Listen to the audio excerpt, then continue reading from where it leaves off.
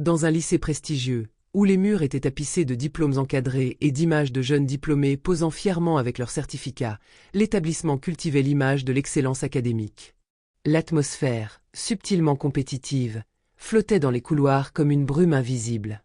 Les étudiants étaient jugés non seulement par leurs notes, mais aussi par leur capacité à briller dans un environnement où le moindre faux pas était amplifié et scruté. Ce n'était pas un lycée ordinaire. C'était un sanctuaire des futurs leaders, des génies en devenir, et chaque étudiant savait qu'il devait se conformer à cette image pour être reconnu. Ceux qui échouaient à se distinguer se fondaient dans l'anonymat. Et parmi les plus redoutés de cet établissement se trouvait Monsieur Lemoine, le professeur de mathématiques, une figure de pouvoir incontestée. Monsieur Lemoine n'était pas seulement un enseignant, il était une institution en soi. Avec ses lunettes au bord de son nez, son visage sévère et ses cheveux légèrement épars, il inspirait autant de crainte que de respect. Dans sa classe, les élèves se tenaient bien droit, les mains toujours prêtes à saisir un crayon, mais aussi à se cacher derrière leur cahier. Sa réputation n'était plus à faire. Il avait cette capacité à démystifier des concepts mathématiques complexes, tout en exerçant une pression constante sur ceux qui semblaient moins capables. Il ne faisait aucun effort pour masquer sa déception face à ceux qu'il considérait comme moins prometteurs. Il avait une vision très précise de ce qu'était un bon élève, et cette définition excluait souvent des élèves comme Malik. Ce dernier, bien qu'il fût calme et discret, ne correspondait pas aux attentes de Monsieur Lemoine.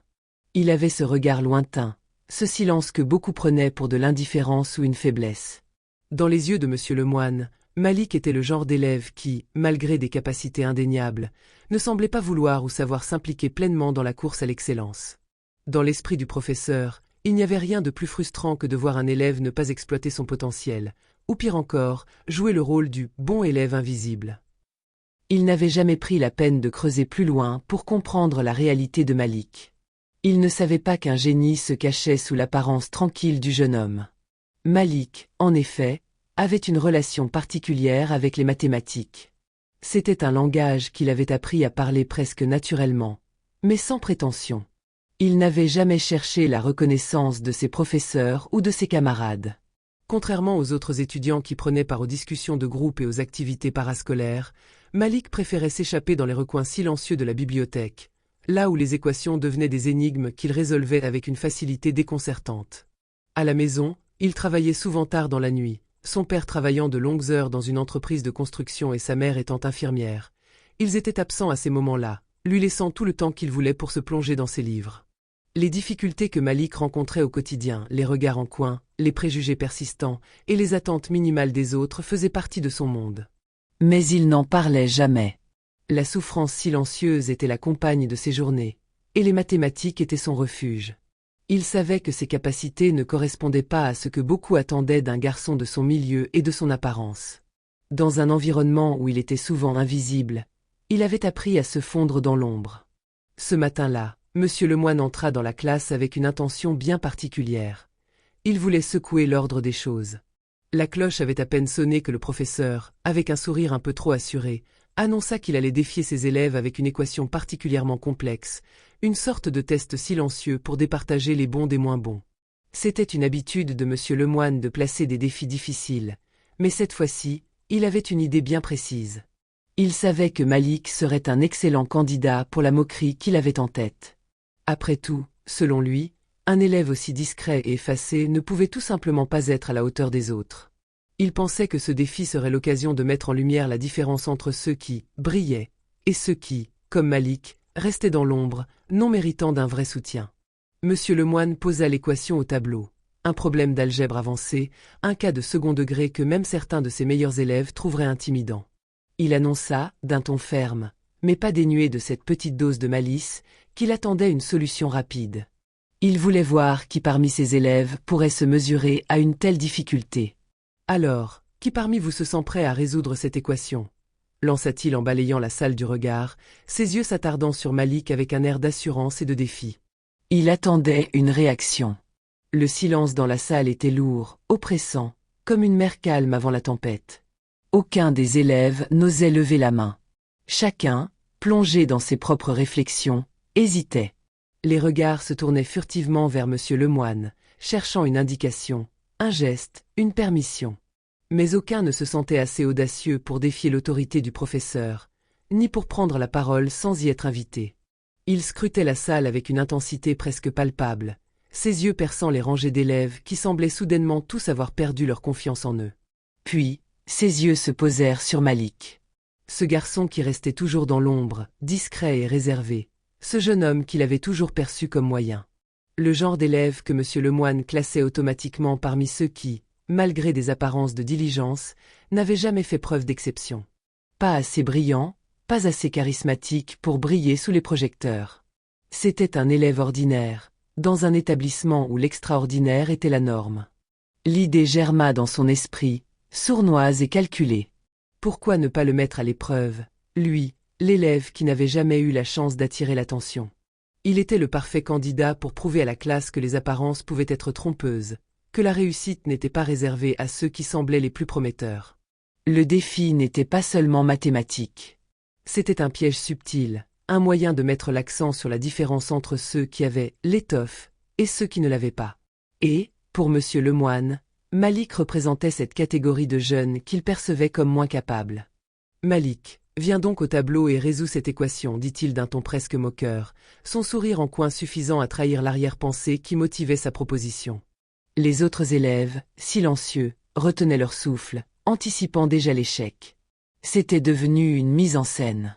Un spectacle où Malik était censé échouer, et où M. Lemoine en sortirait victorieux, prouvant ainsi, à sa manière, que les perceptions étaient souvent justifiées. Malik leva lentement les yeux, surpris, une étincelle d'incertitude dans son regard. Mais il n'hésita pas. Dans ce genre de situation, il savait que refuser ou montrer trop d'émotion ne ferait que compliquer les choses. Ses yeux se fermèrent un instant, se recentrant sur la tâche à accomplir. Puis, sans un mot, il se leva. Les chuchotements des autres élèves s'éteignirent à mesure qu'il traversait la salle.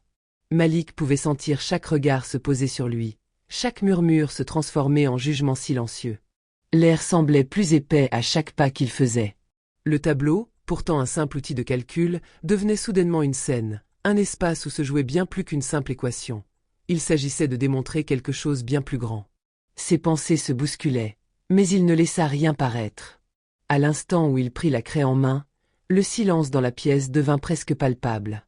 Il se tenait là, calme et concentré, avec les yeux fixés sur l'équation qui s'étalait devant lui, défiant la logique ordinaire, mais pas pour lui. Non, pour lui, c'était juste une autre énigme à résoudre. Il ne s'était jamais laissé impressionner par les chiffres. Les mathématiques avaient toujours été son terrain de jeu, son refuge.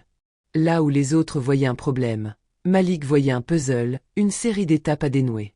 Sans se laisser intimider par la tension palpable, il commença à écrire sur le tableau, son bras se déplaçant avec fluidité, traçant des signes, des symboles, des chiffres qui s'alignaient dans une harmonie presque naturelle. En quelques secondes, il avait saisi la méthode, les différentes variables en jeu, et sa main traçait les étapes avec une précision impressionnante. Monsieur Lemoine, quant à lui, observait le tableau d'un regard perçant, les sourcils froncés.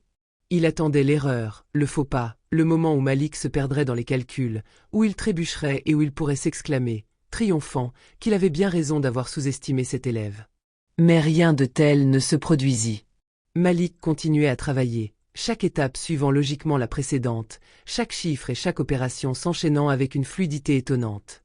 Là où M. Lemoine pensait qu'il trouverait une hésitation, une erreur grossière, Malik lui offrait un raisonnement d'une clarté stupéfiante. C'était comme si les chiffres mêmes respectaient ce jeune homme, se pliant sous sa volonté. La classe entière était figée. Chaque élève, même ceux qui étaient les plus sûrs d'eux, semblaient incapables de comprendre ce qu'ils voyaient. Ils échangeaient des regards inquiets, cherchant à comprendre ce qui se passait. Comment un élève comme Malik pouvait-il résoudre une équation aussi complexe avec autant d'aisance? Était-ce possible que M. Lemoine ait commis une erreur dans son jugement? Était-ce vraiment Malik qui résolvait cette équation, ou était-ce un simple coup de chance? Malik, sans hâte, termina son travail. Il regarda l'équation résolue, reculant légèrement pour observer son travail, et ses yeux se fixèrent sur la solution finale. Un silence lourd s'abattit sur la salle. Ce n'était pas la réponse à l'équation qui frappait le plus, mais la façon dont il l'avait résolue, avec calme, confiance et une maîtrise parfaite de chaque détail. Ce n'était pas juste une question de mathématiques, C'était une démonstration silencieuse de son intelligence. Les murmures commencèrent à se répandre dans la classe, mais ils étaient différents de ceux qui avaient précédé. C'était un murmure d'étonnement, d'incrédulité. Certains élèves se penchèrent en avant, observant les calculs de Malik avec une nouvelle curiosité, une sorte de respect naissant dans leurs yeux. Personne ne savait quoi dire. Le moment de moquerie que M. Lemoine avait imaginé s'était transformé en une démonstration de génie silencieux. M. Lemoine, figé devant le tableau, se sentit soudainement pris au dépourvu. Son sourire s'était progressivement estompé, laissant place à une expression de confusion mêlée de frustration. Il n'avait pas vu cela venir. Ce qu'il pensait être un moment de gloire pour sa propre vision du monde s'était transformé en une défaite silencieuse. Il avait cru, sans le savoir, que Malik serait le pion d'un jeu qui le mettrait en lumière. Mais en réalité, c'était lui qui était devenu le sujet de l'humiliation. Il prit une grande inspiration, cherchant à retrouver son calme. Le professeur de mathématiques, réputé pour sa capacité à manipuler et contrôler son environnement, était maintenant confronté à un élève qu'il avait défié, non pas par la rébellion, mais par l'intelligence pure.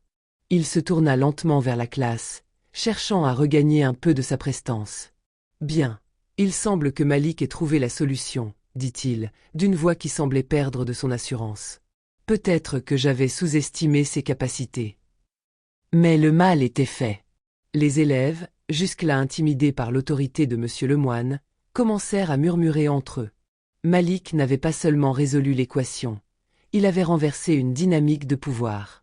Ce n'était pas seulement la démonstration de ses compétences en mathématiques, mais un acte silencieux de résistance contre les attentes réductrices qu'on avait de lui. Il avait prouvé qu'il n'était pas l'élève qu'on croyait.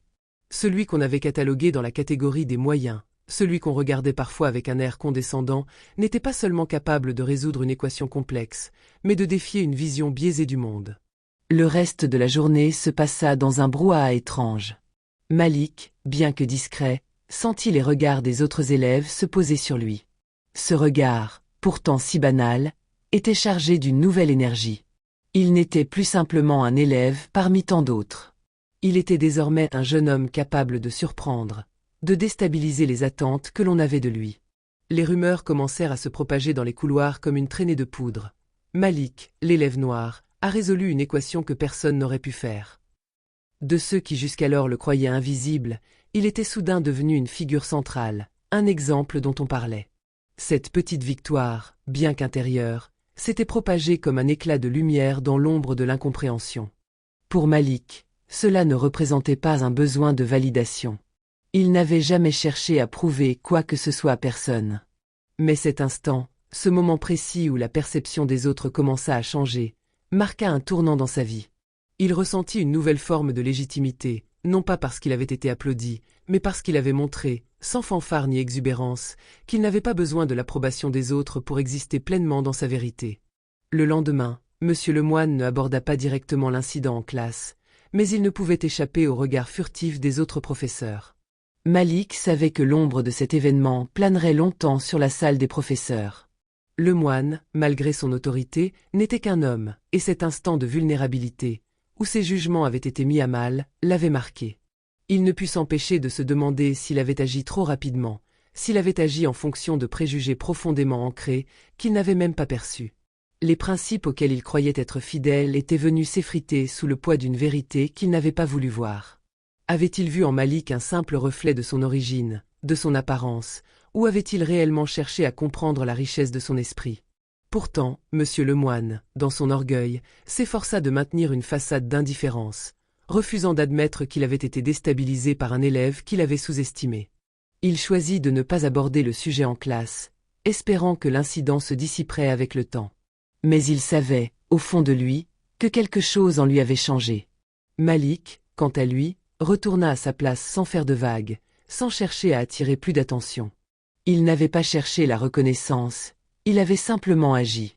L'instant avait marqué un tournant non seulement pour lui, mais aussi pour tous ceux qui l'avaient vu agir. Ce qui avait commencé comme un moment de moquerie se transforma en une occasion de démontrer la profondeur des capacités humaines, indépendamment de la couleur de peau, de l'apparence ou de la première impression. Dans la classe, Malik n'était plus simplement l'élève moyen. Il était celui qui avait osé défier l'idée reçue. Dans l'ombre, Malik savait qu'il venait de semer une graine de réflexion dans l'esprit de tous ceux qui l'avaient sous-estimé. Pour lui, ce n'était qu'un petit pas vers la reconnaissance. Mais pour Monsieur Lemoine, cela représentait bien plus. Ce fut un moment où les préjugés, bien qu'encore présents, se fissurèrent. Et chaque fissure laissait entrevoir une lueur d'espoir. Les attentes des autres à son égard avaient changé, mais il savait que le chemin était encore long avant que ces changements ne soient visibles et durables. Ce fut un moment de déconstruction, un moment où les jugements hâtifs étaient mis à nu. Malik n'était pas simplement un élève noir parmi tant d'autres, il était un individu capable d'étonner, de défier et de surprendre. Et cela, plus que toute autre chose, allait changer sa vie à jamais. Il ne se contenterait plus de se cacher dans l'ombre des attentes des autres. Désormais, Malik serait vu.